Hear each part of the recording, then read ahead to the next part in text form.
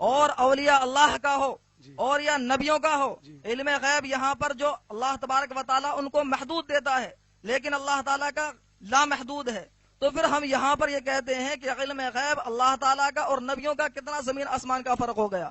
اور آپ کے کہنے کے مطابق جیسے کہ آپ نے کہا کہ اللہ کے رسول صلی اللہ علیہ وسلم کو جو علم غیب تھا، حضرت عائشہ کے اوپر جو تہمت لگی، اللہ کے رسول صلی اللہ علیہ وسلم کو پہلے سے معلوم تھا اور اللہ کے رسول صلی اللہ علیہ وسلم وحی کا انتظار کر رہے تھے، تو پھر یہ سب باتیں کس بات کی دلیل ہو رہی ہیں آپ کی جانب سے؟ ویسے ہی حضرت عائشہ کے بارے میں نے کہا تھا کہ ہار ٹوٹ گیا تھا، منافقین کی بات ہوئی تھی، وہاں بھی علم غیب کے بارے میں آپ کا جو تصور نظر آ رہا ہے اور آپ کا جو نظریہ مجھے معلوم ہو رہا ہے وہ ایسا معلوم ہو رہا ہے کہ اللہ تعالیٰ کے علم غیب اور اللہ کے رسول صلی اللہ علیہ وسلم کے علم غیب میں نعوذ باللہ فرق نہیں کر پا رہے۔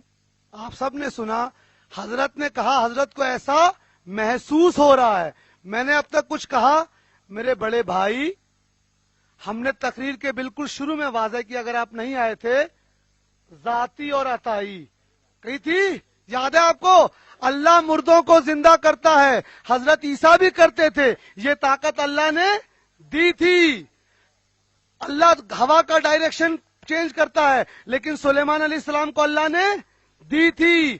گنگوہی صاحب کہتے ہیں فتویٰ رشیدیہ میں کہ شیخ عبد القادر جیلانی بھی مدد کر سکتے ہیں اگر کوئی ان کو پکارے، اس عقیدے کے ساتھ کہ اللہ نے ان کو دی ہے۔ آپ ہم پہ کیوں الزام لگا رہے کہ ہم ذاتی سوچتے ہیں؟ ہمارے امام احمد رضا خان بریلوی رحمت اللہ علیہ نے اپنی کتاب میں پہلے پیج پہ لکھ دیا، کتاب کا نام بھی لکھ لیں، الدولت المکیہ، اللہ کا علم ذاتی اس کا اپنا ہے، لامحدود ہے، حضور کا عطائی ہے اور محدود ہے۔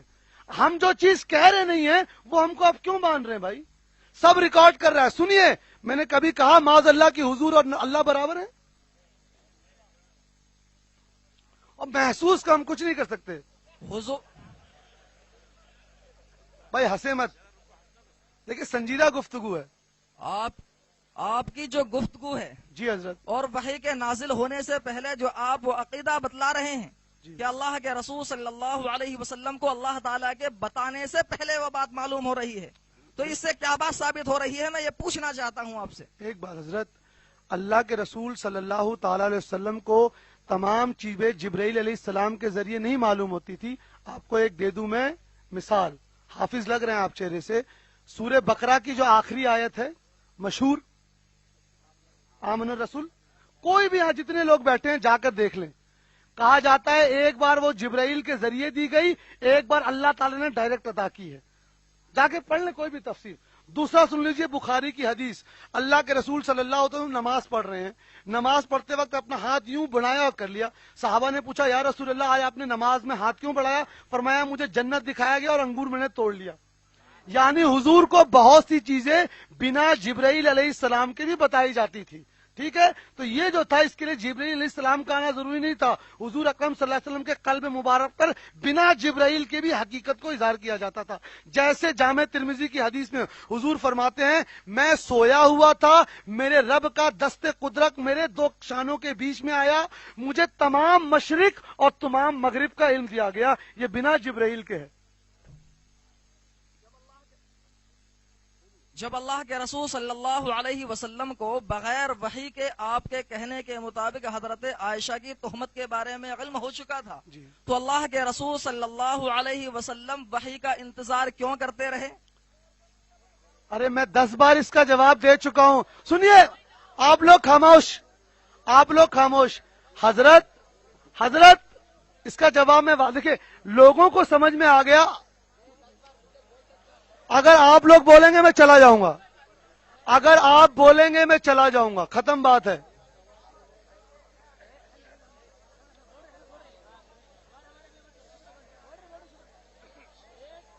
کیا ہے بھائی؟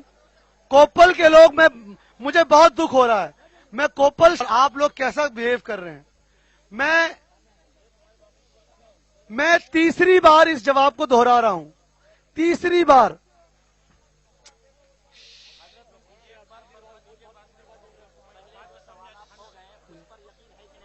بھائی آپ مجھے شک اس بات کا دکھ ہے، ہر شخص اب جو ہے مبلغ بنے گا، ہر شخص ایک دوسرے کو چپ کرائے گا، آپ خود چپ ہو جائیں۔ حضرت نے تیسری بار سوال کیا کہ جب حضور کو اس بات کا علم تھا تو حضور نے 40 دن انتظار کیوں کیا؟ یہ تیسری بار سوال ہے، میں تیسری بار جواب دے رہا ہوں۔ حضور چاہتے تھے میرا رب پاکی بیان کرے تو اللہ نے 40 دن انتظار کیا، حضور نہیں کر رہے تھے بھائی۔ رب نے پاکی بیان جب پہلے ہی کر دی ہے، آپ کہہ رہے ہیں کہ اللہ کے پہلی رسول نہیں کہ نہیں، ایک منٹ 40 دن بعد آیت نازل ہوئی، 40 دن بعد۔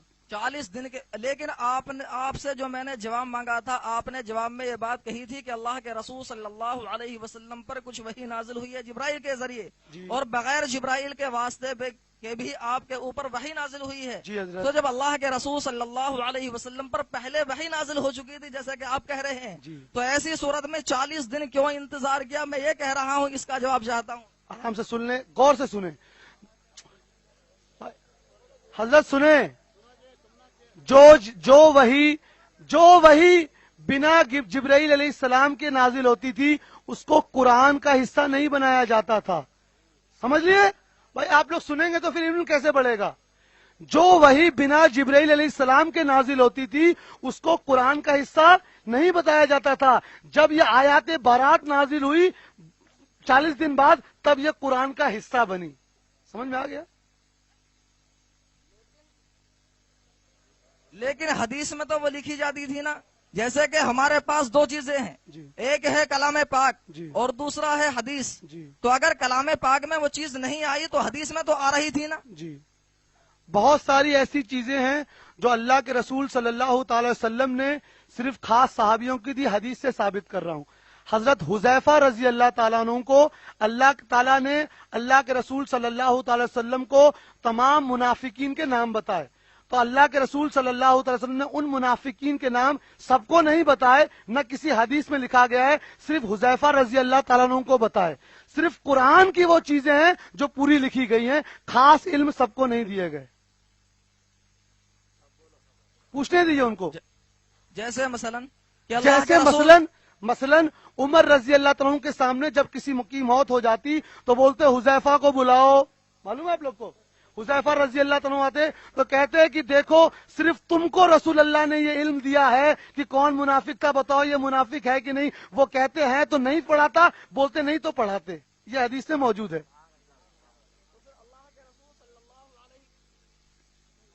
تو پھر اللہ کے رسول صلی اللہ علیہ وسلم نے فردن کچھ چیزیں کہ کچھ حضرت علی کو دے دی، کچھ حضرت عثمان کو دے دی، کچھ حضرت عمر کو دے دی، الگ الگ چیزیں اللہ کے رسول صلی اللہ علیہ وسلم نے دی ہیں۔ یا آپ بتا رہے ہیں یا پوچھ رہے ہیں؟ میں پوچھ رہا ہوں آپ سے، میں سوال کر رہا ہوں، میں بتا نہیں رہا ہوں۔ نہیں، ہمارے پاس جو حدیث ہے وہ صرف حذیفہ رضی اللہ تعالیٰ عنہ کے بارے میں، اس لیے ہم نے بتایا۔ ہم نے جو آپ کو بتایا یہ حدیث موجود ہے، فتح الباری میں دیکھ لیں کہ صرف حذیفہ رضی اللہ تعالیٰ عنہ کو منافقین کے نام بتائے گئے تھے۔ اب میں آپ سے دوسرا سوال کرنا چاہتا ہوں۔ ٹھیک ہے، اب تک ابھی حضرت کا پہلا سوال ختم ہوا ہے، اب دوسرا سوال ہے۔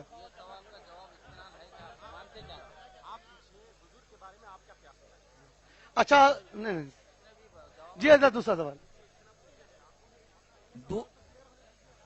جی دوسرا سوال میرا آپ سے یہ ہے جی کہ بخاری کی جو روایت ہے جی جی کہ اللہ کے رسول صلی اللہ علیہ وسلم نکلے جا رہے ہیں، جی اور اللہ کے رسول صلی اللہ علیہ وسلم کو وحی کے ذریعے معلوم ہوا جی کہ 2 قبر والوں کو عذاب ہو رہا ہے، جی جی جی اور اللہ کے رسول صلی اللہ علیہ وسلم نے کھجور کی 2 شاخوں کے ٹکڑے کر کے ایک اس قبر پر اور ایک اس قبر پر، جی کہ میری دعا کو محدود کر دیا گیا ہے، اور جب تک یہ دونوں شاخیں ہری رہیں گی تب تک کیا ہے ان کے عذاب میں تخفیف ہو جائے گی۔ جی اب یہاں سے یہ بات نکالنا کہ قبروں کے اوپر اور یا اللہ کی قبروں کے اوپر چادریں چڑھانا یا مالائیں چڑھانا، یہ اس حدیث سے ثابت کرنا کیسے صحیح ہے؟ آپ مجھے جواب فرمائیں۔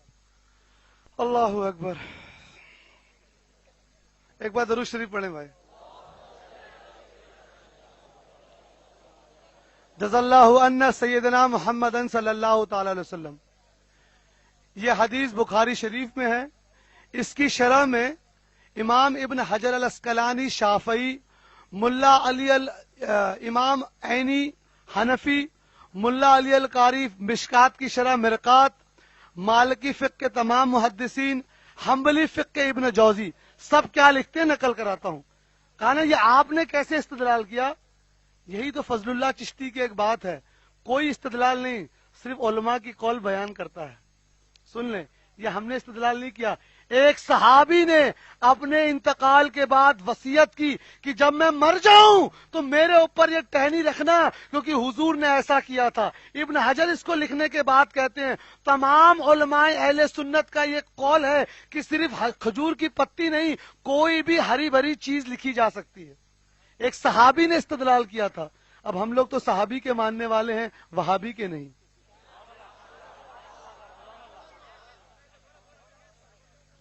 ہری بھری چیز رکھی جا سکتی ہے، کھجور کی ٹہنی ہو یا کسی اور درخت کی شاخ ہو، آپ لوگوں نے کیوں مخصوص کر لیا ہے پھولوں کو؟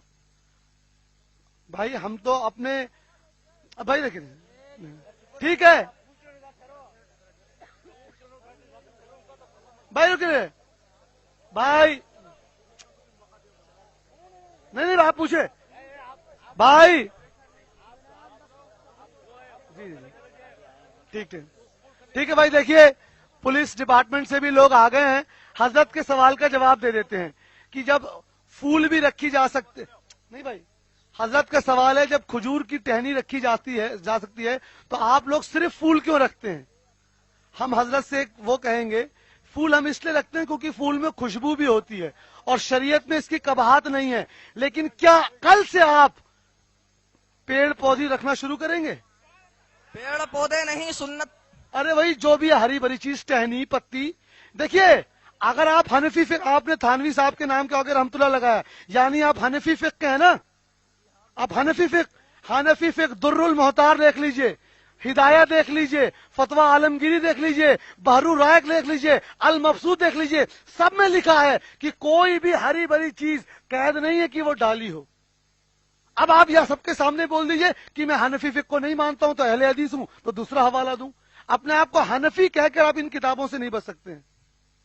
اللہ کے رسول صلی اللہ علیہ وسلم نے جو وہاں پر 2 شاخیں ڈالی تھیں، جی تو اللہ کے رسول صلی اللہ علیہ وسلم کو وہاں پر وحی کے ذریعے معلوم ہوا تھا کہ ان کے عذاب میں تخفیف ہو جائے گی، جی لیکن ہم لوگوں کو تو وحی کے ذریعے رک جاؤں میں، یہ کہاں لکھا ہے کہ ان کو وحی کے ذریعے معلوم تھا کہ تخفیف ہو جائے گی؟ بس اتنا بتا دیے سب کو۔ اللہ کے رسول صلی اللہ علیہ وسلم نے دعا کی، کیا یہ دعا کی تھی کہ اللہ، بھائی دیکھیے ابھی جھوٹ پکڑا جائے گا، آپ لوگ خاموش ہیں، بس دیکھیے کیسے جھوٹ پکڑا جاتا ہے۔ جی عزت، ہاں آپ یہ بتائیے کہ حضور کو نے دعا کی، یہ کہاں لکھا ہے؟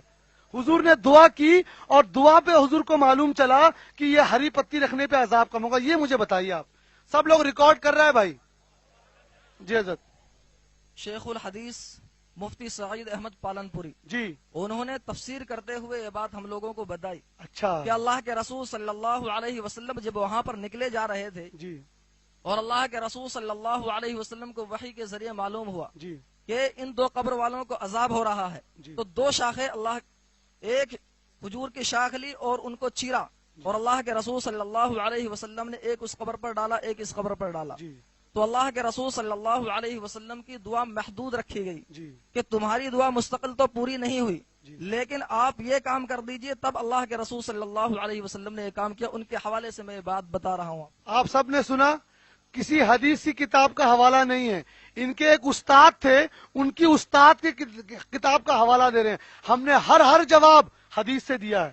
مفتی سعید پالنپوری ہمارے لیے کچھ نہیں ہے، آپ ابن حجر لائیے۔ ارے آپ کیسی بات کر رہے ہیں؟ دیکھنے سے تو آپ علم والے لکھ رہے ہیں، آپ کل کو تھانوی کی عبارت لائیں گے، گنگوئی کی، حدیث کا حوالہ لائیے صاحب۔ اگلا سوال کیجئے، جو وقت ہو گیا۔ جی ہاں،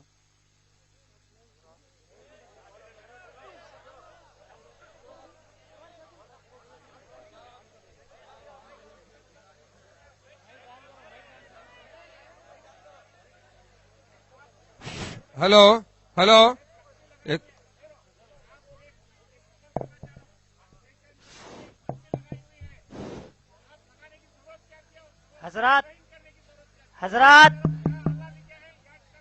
حضرات اور مشائخ سے ایک گزارش ہے، میں تو چلا جاؤں گا، آپ کو حضرت سے وہ کتاب لینی ہے جس میں وہ پالن پوری صاحب نے وہ حدیث نقل کی ہے کہ حضور کو وحی آئی تھی کہ تم دعا کرو گے تو تم یہ توڑ کر رکھو، دعا کرو گے آپ سب کے سامنے۔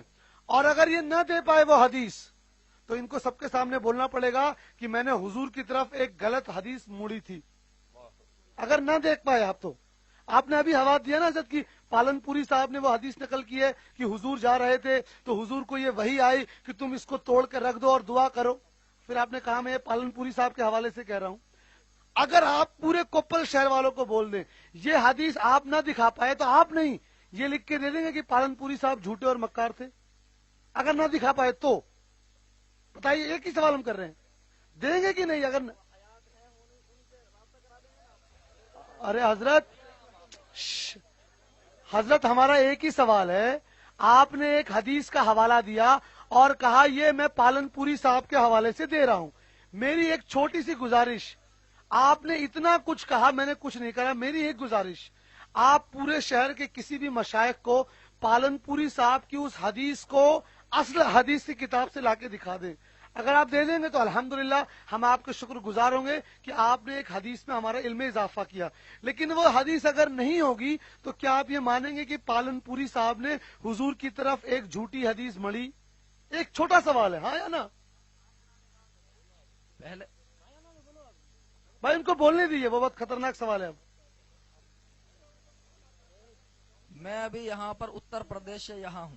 اچھا میرے پاس کتابوں کا ذخیرہ کم ہے، جی جس کی بنا پر جب میں گھر جاؤں گا عید میں جی تو اس سے پہلے میں آپ کو ان کی کوئی بات آپ کے پاس تک پہنچانا مشکل ہے میرا، جی.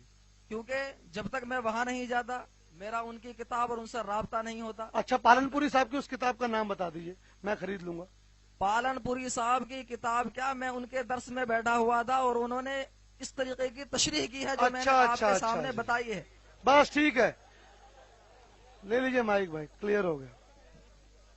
اب آپ دیکھ رہے ہیں نا، آپ نے ابھی صرف ان کتابوں میں جعلی چیز دیکھی نا کیسے بدل رہے ہیں. اب درسگاہوں میں بھی غلط غلط چیز بتائی جا رہی ہے. چلیے چلیے بھائی صاحب. صلی اللہ علی محمد صلی اللہ علیہ وسلم.